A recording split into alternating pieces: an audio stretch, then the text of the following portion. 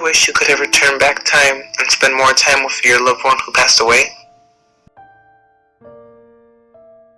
In the year 2009, my mother was home cooking dinner, and she soon got a phone call from my grandmother. My mother was told that my grandfather went out to buy some groceries, and when he was driving back home, a drunk driver crashed into him and my grandfather lost control of the car.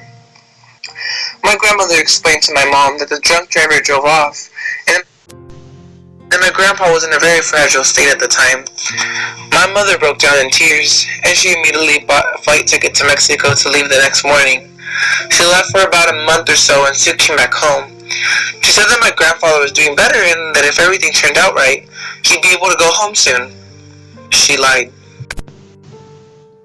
2 years passed since that day, and my grandfather was still in the hospital undergoing intensive care. According to my grandmother, the doctor said that my grandfather was a very lucky man to have lasted this long, because not many have. My relatives knew that my grandfather's time was almost up, so we decided to go visit him in Mexico over winter break. When we got to Mexico, I had no clue who the people waiting for us at the airport were going to be. My mother told me that we had a huge family, but when we arrived to the airport, we didn't expect to see that many people waiting for us. Our first stop in Mexico was the hospital where my grandfather was being taken care of. When we arrived there, the doctor didn't want to let me in because he said I was too young and it would traumatize me to see my grandfather in the state that he was in. But after a few minutes of waiting, he finally decided to let me go see my grandfather. When I entered the room, all I saw was a skinny old man, one whose eyes showed deep sadness and pain. At first I wasn't even sure if it was really my grandfather. Last time I saw him, he was a strong and energetic man, who always had a big grin on his face, but now all that is left is a shadow of the man.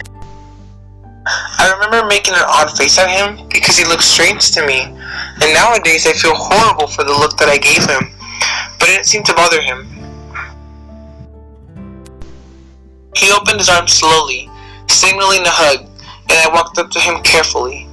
As if not to break him, I gave him a quick hug. Even in those few seconds that the hug lasted, I still managed to sense how exhausted he was, because he struggled to breathe and move his arms.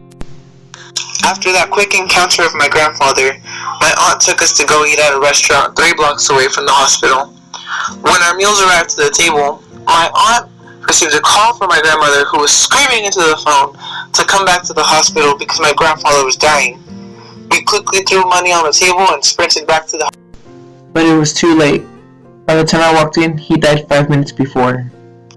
The day of his funeral, everyone who was related to him or barely knew him came. Dozens of people gathered that day, but only a handful stayed throughout the whole process. One by one, the people started leaving, and eventually, it was only my grandmother and her kids that stayed.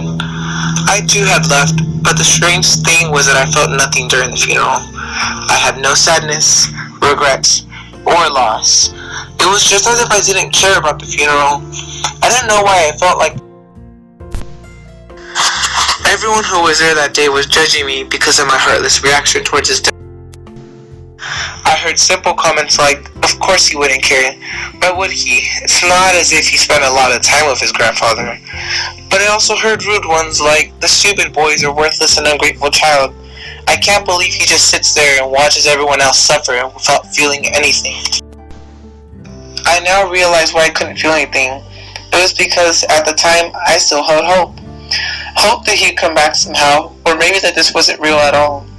But now that I had time to think about that day, I feel really depressed because now I know that he's gone for good and that he's never coming back.